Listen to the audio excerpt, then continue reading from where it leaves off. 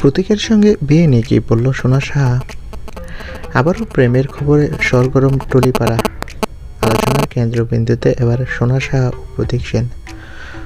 পুজোর সময় অঞ্জনা বসুর বাড়ির পুজোয় একসঙ্গে দেখা গিয়েছিল দুজনকে, আর সেখানে প্রতীকের মায়ের সঙ্গেও ছিলেন সোনামণি। এরপর থেকেই তাদের সম্পর্ক নিয়ে জল্পনা তুঙ্গে। দর্শকরা একটাই প্রশ্ন করে, তবে কি সত্যি এবার বিয়ের পিঁড়িতে বসতে চলেছে সোনামণি ও প্রতীক? প্রতীকের মা অবশ্য খুবই প্রশংসা করেছে সোনামণির। তিনি বলেছেন অনেক মিষ্টি মেয়েই আছে, কিন্তু সোনামণি খুব বিশেষ, তাই ওকে সব জায়গায় সঙ্গে নিয়ে যাই। এমন মন্তব্যের পরেই গুঞ্জন আরও জোরালো হয়। তবে সোনামণি একেবারে সাফ জানিয়ে দিলেন, আমরা কোথাও নিজেদের সম্পর্কর কথা ঘোষণা করিনি, অথচ এখন বিয়ের কথাও হয়ে গেল। হয়তো কাল শুনবো আমাদের বাচ্চার নামও ঠিক হয়ে গেছে। অর্থাৎ গুজব যতই উঠুক, আপাতত প্রেম বা বিয়ের কোনো ঘোষণা দিচ্ছেন না তারা।